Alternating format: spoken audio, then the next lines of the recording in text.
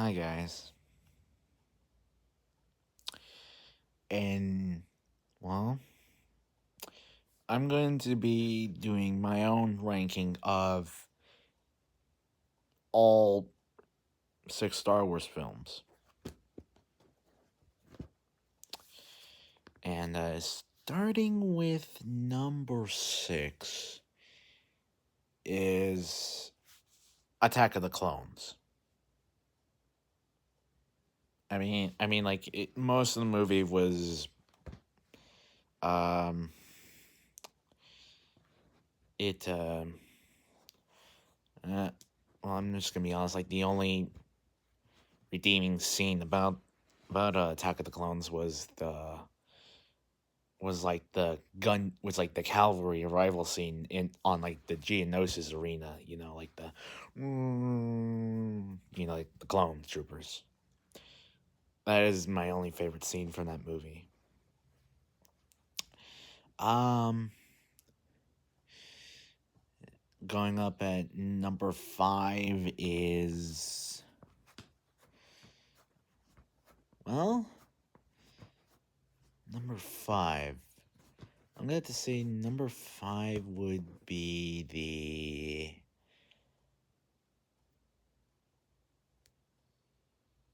the Phantom Menace, I believe. Um, I yeah, it's yeah, it is a movie that it was probably about the only Star Wars movie that ever was made in the 90s, you know. Like it came out in 1999. And while it did use CGI though, I think about like a good chunk of it was practical effects. So yeah, though it yeah. Yeah. Number 4 is Return of the Jedi, which is the true ending of Star Wars. The true ending. I don't care what Disney says. Jedi is the true ending. Um yeah, Jedi is yeah, that was basically, the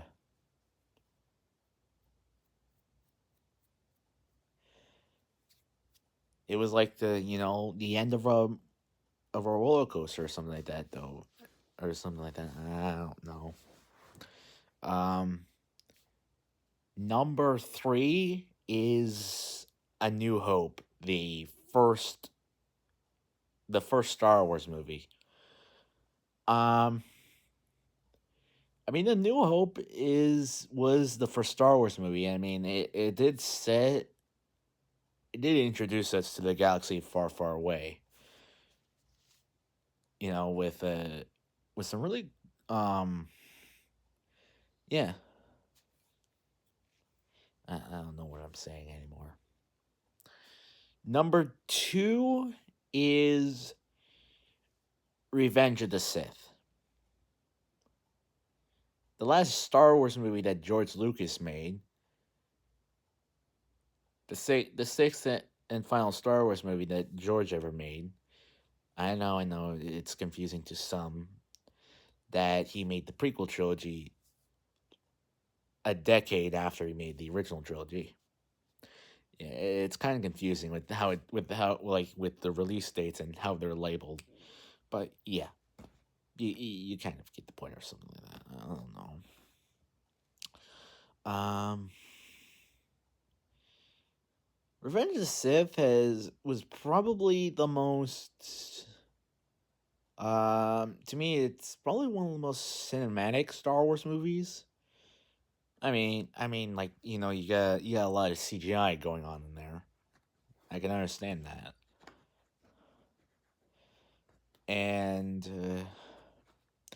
and we got literally 5 lightsaber duels in one Star Wars movie.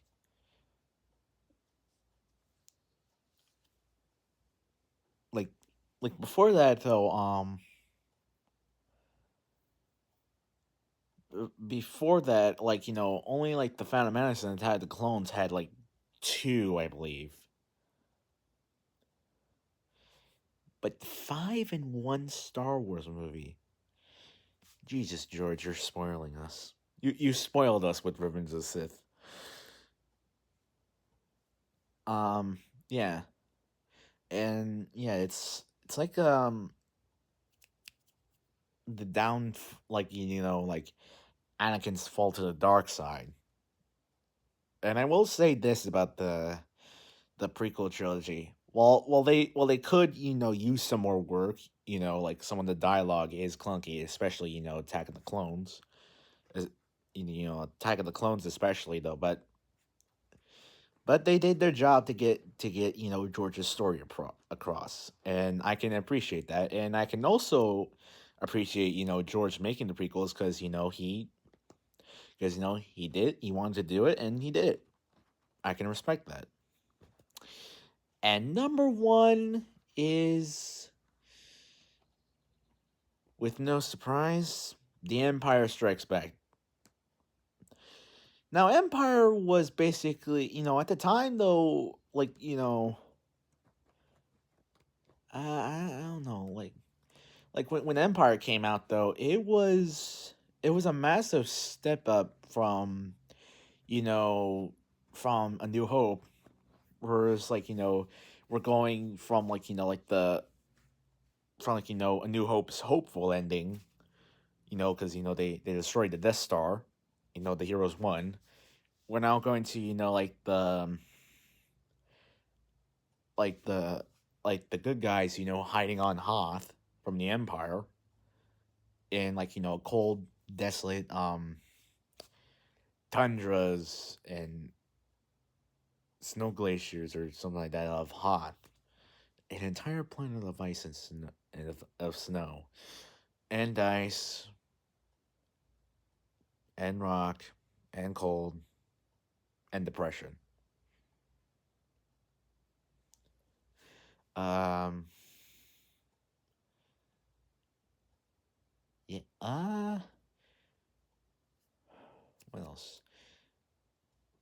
Also, Empire Strikes, and then and then like when like when like the pro droid does like, transmit some of like its data from itself to the to the superstar destroyer, like before like little like before it gets destroyed, like it's only a fraction of it, not the full data, but not the full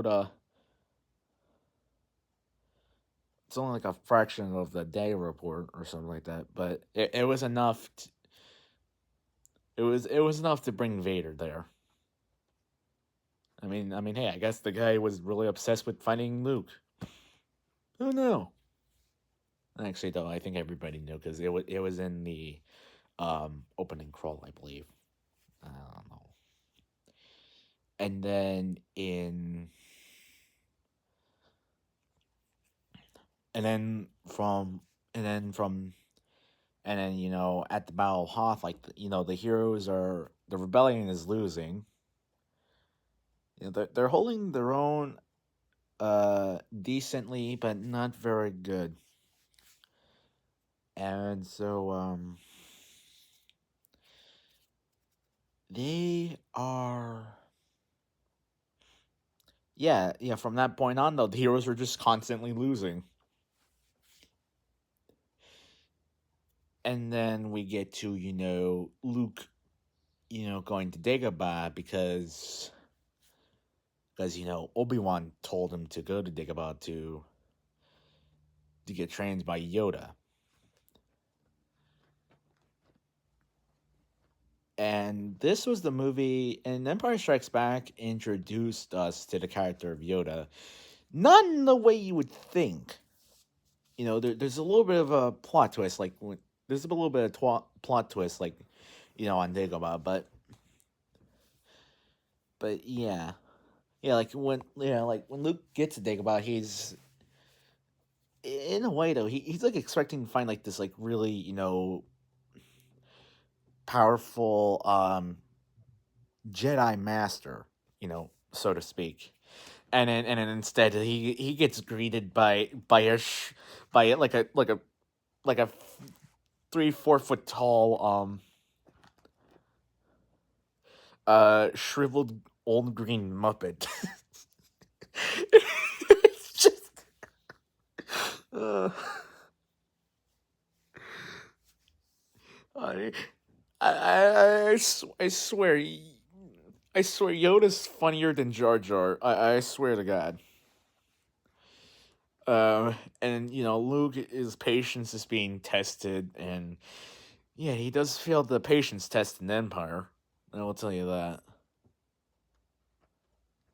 Actually, though, he does a lot of failing in Empire. Something good, guys. Anyways, though, then we get to um, and then we get to another, and then we follow, Han, Leia, C-3PO, and Chewbacca on the Falcon, actively running away from the Empire. You know, and then once they get to and then once they get to Cloud City on in Bespin, we meet another one of my favorite Star Wars characters, Lando Calrissian, who's like, "Why you slimy no good swindler? You got a lot, you got a lot of guts coming here after what you pulled." Like the first time we see Lando, like he's very aggressive towards Han, and Han's like, and then and Lando takes like a couple steps forward. He dressed like his hands or his elbows out like he's going to draw something, and then he just freaking hugs Han and just laughs.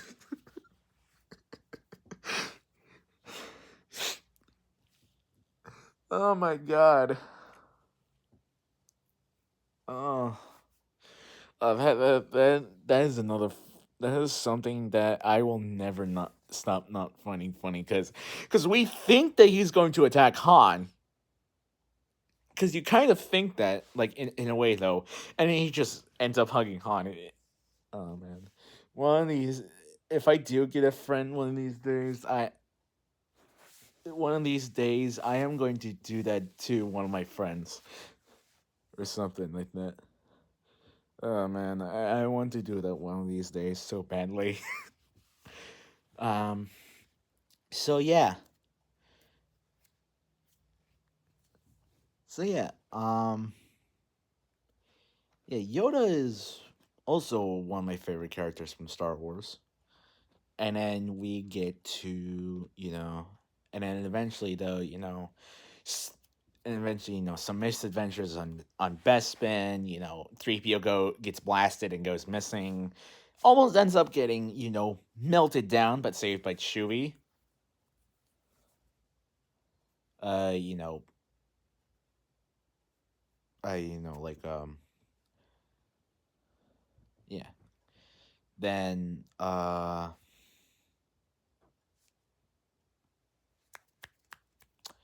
then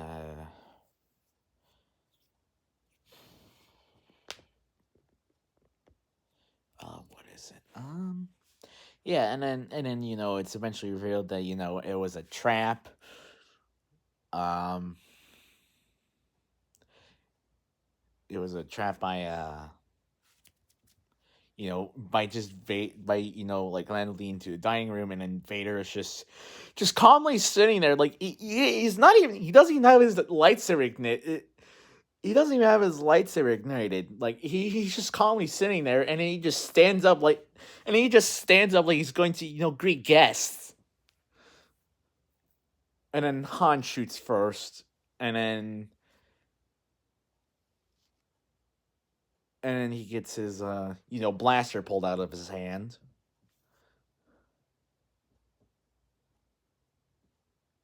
And then stormtroopers come up from behind the walls or around the corners, just to make sure that none of the heroes don't escape. And then And then I guess, like, when they walk into the dining room, I guess they must have had, such a lovely, such a lovely dinner with Vader and Boba Fett. Although I don't know if Boba Fett ever actually took his helmet off, but I can get, or how Vader. I don't think Vader ever took his helmet off, but I guess Boba technically can. Although we haven't been shown his face yet, or not know what he looks like at that time. But yeah, and then after probably one uncomfortable dinner scene later between Leia and Vader. Han gets tortured, just for the sake of drawing Luke out.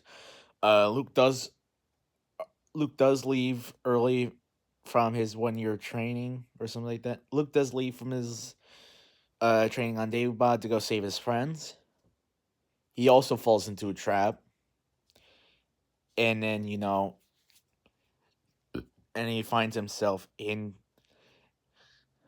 the carbonite chamber where Han was just frozen in carbonite earlier, like a few minutes ago at most. Then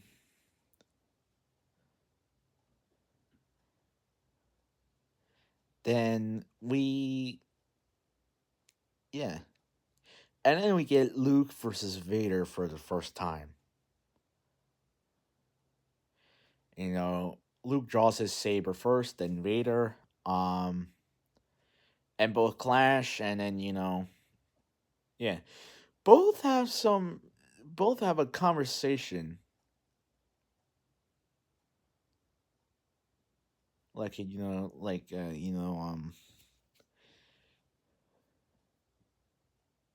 yeah, uh, about like midway through that duel, in the in the carbonite chamber, Luke's lightsaber does get knocked out of his hand. Well, actually, not knocked. It's more like that in the movie, and he falls down like a flight of steps. Vader freaking jumps. He Luke rolls out of the way, backs up like to like the spot to get carbonite freezed in,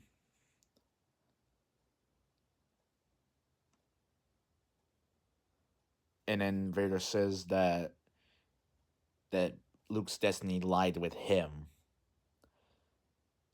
and and Luke's like no, and then Vader like like he's like he holds his lightsaber up like this. I don't know if I can do it. I can't do it with both hands because my because this hand is holding the camera. He's like this. He's like this with his lightsaber. Both hands. Like he's about to swing, and then Luke just falls for it, falls backwards. He falls for the trick, and then he actually falls into the chamber itself. And then Vader's like, all too easy. And then and then Vader like pull the lever. Like he pulls the freaking lever with the force. Um, and then yeah, and then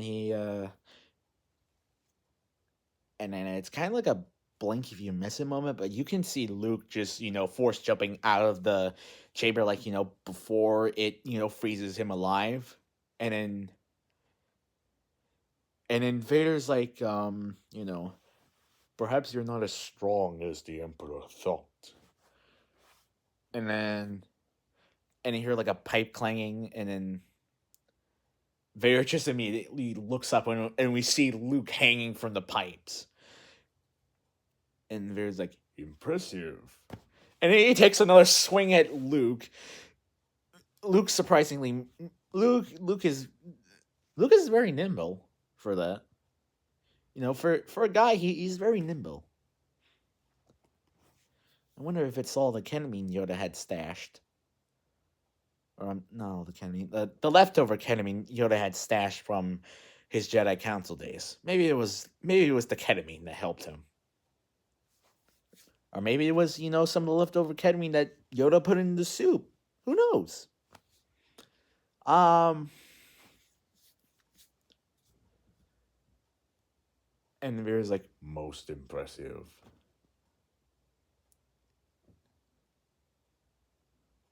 and like the missed lightsaber swing on Luke hit, and Vader took another swing at Luke and hit like a tube that was like like the carbon freeze gas. Don't know what that's called. Um, and then Luke jumps down, takes like the severed hose, and just points it at Vader. Vader gets like gassed a little, surprisingly. I don't know, but not really gassed, but he gets blindsided by it. And Luke grabs his lightsaber with force, and both of them clash. And Vader starts taunting Luke to release his anger. Like only Luke's rage can destroy him. And then Luke freaking kicks Vader off the platform. I don't know if that's actually happened, but yeah, Vader does fall off. And Luke eventually does some exploration, and then he finds himself into another smaller room, and then he's in front of a window. Um, and then Vader walks onto screen as from behind the camera, mind you, from behind the camera, and then Luke ignites his lightsaber, and then Vader just starts freaking throwing stuff at him. And Luke is basically failing a very hardcore game of catch. And eventually one of the things hits a window right behind Luke. And Vader's freaking grabbing on to a ledge, to a corner, mind you, like a corner or something, or a frame. And then Luke freaking gets sucked out. He nearly falls down the shaft. Barely hanging on by a uh barely hanging on by the catwalk. And and then the rest of the heroes get rescued by Lando, in a trap of his own set for for like the Imperial escort, that was escorting him from the chamber to Vader's ship. And then after taking Chewbacca out of cuffs, Lando gets choked. Oh my god. Lando gets choked out. Well, he doesn't die, but he says that there's still a chance to save Han at the East platform. And then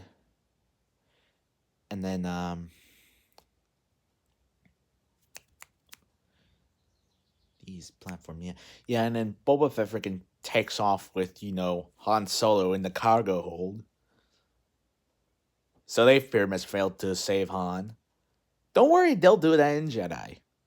In a botched plan that ends up succeeding a little bit down the line.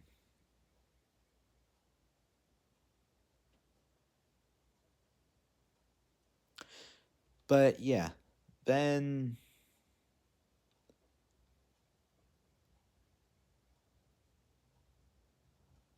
yeah.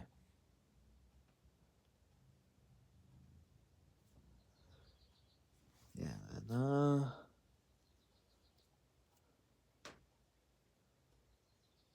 what was I gonna say? Oh yeah. Then then like as they're running along the way, they run into R2, who is still looking for Luke. Trying to find a way in to get to Luke. And then uh yeah, and then and then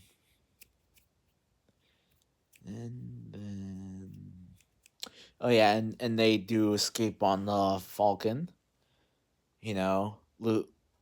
Lucas, walking into like the little thing in the shaft, trying to get back, and he's suddenly ambushed by Vader, who had like his life support off, who's basically sustaining himself with the Force. He needs the life support system to to actually survive as as evidenced in Revenge of the Sith. After he burns alive. But dear God, the guy literally turns his own freaking life support system off just to ambush Luke. That right there is a madman if I ever saw one. That right there is a madman if I ever saw one. And then they do a little bit of some more dueling.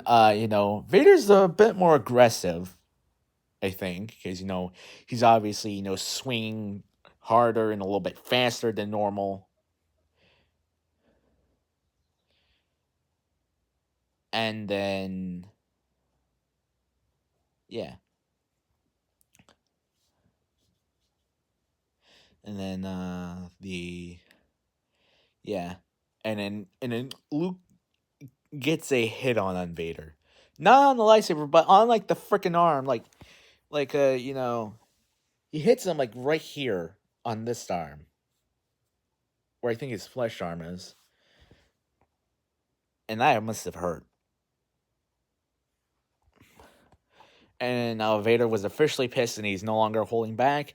So he basically and then he ends up just cutting off Luke's hand. Hey, you're not a Skywalker unless you lose a limb. You aren't a Skywalker if you lose a limb. Only a blood Skywalker can lose their limbs in duels. Then Vader is basically trying to coerce Luke to joining the dark side more. And then Vader basically starts telling Luke that Obi-Wan never told him what happened to his father, and then Luke says um that that Obi-Wan told him enough that Vader killed his father. And yeah. But real quick before I say what happened next, I just want to mention something that according to Mark Hamill in like the script for Empire Strikes Back, the line that was said on set was Obi-Wan killed your father. But the line Mark actually got, you know, from Erwin Kershner himself on like a freaking little piece of paper that said, yeah, that said the iconic line. So anyways, yeah, back to the movie. Then Vader says, "No, I am your father." And the music for that, yeah. That must have been like one of the most intense moments in all of cinema. Cuz when you think about it though, like not only is like, the big bad of the movie, not only is it revealed to be like, related to you in a way, but the man that helped spawn you into this reality. That must have been life shattering and terrifying.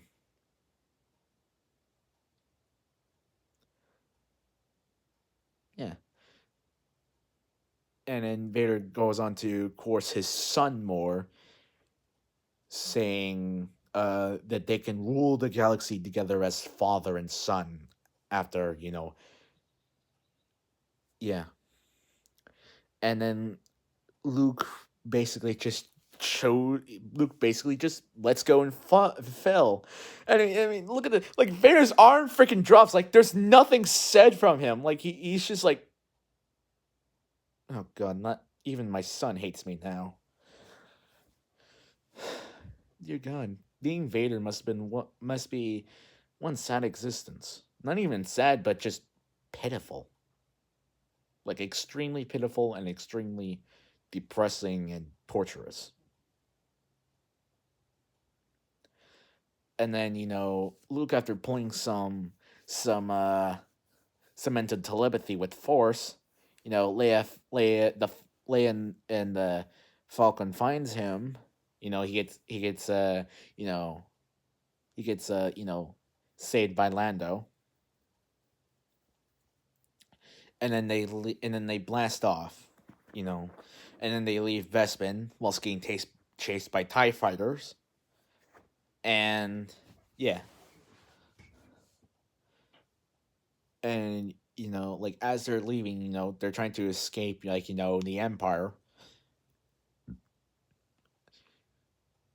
and then it's revealed that the hyperdrive in the Millennium Falcon doesn't work because Lando's people were sent to fix the Millennium Falcon for repairs,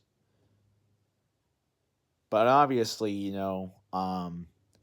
obviously someone intentionally turned off the hyperdrive, or actually no, maybe it was actually malfunctioning.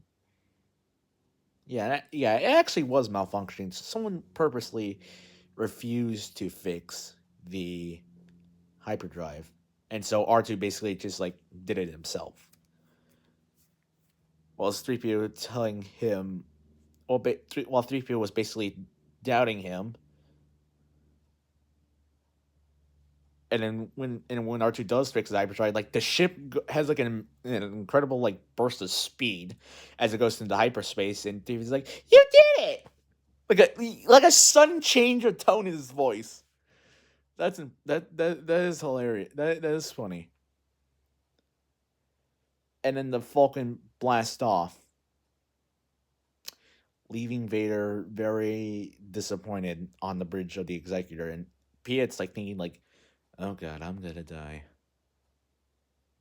but he doesn't. He ends up, yeah, he ends up living until the Battle of Endor.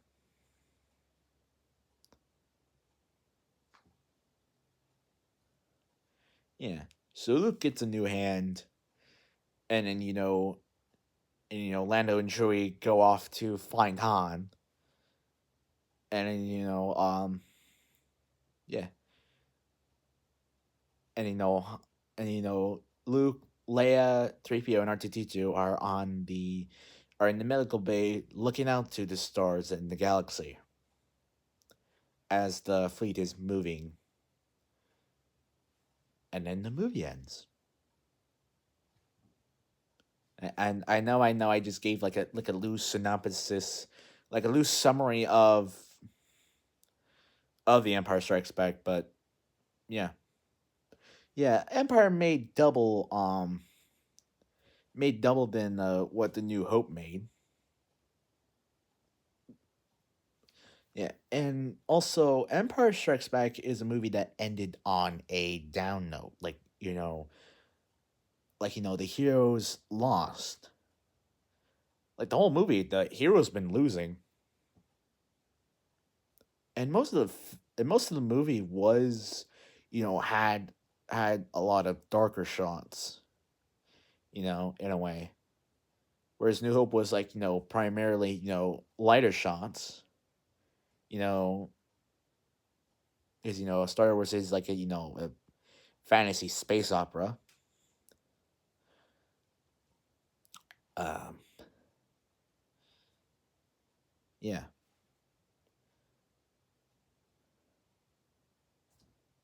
Yeah. Yeah, that's my list ranking. Goodbye.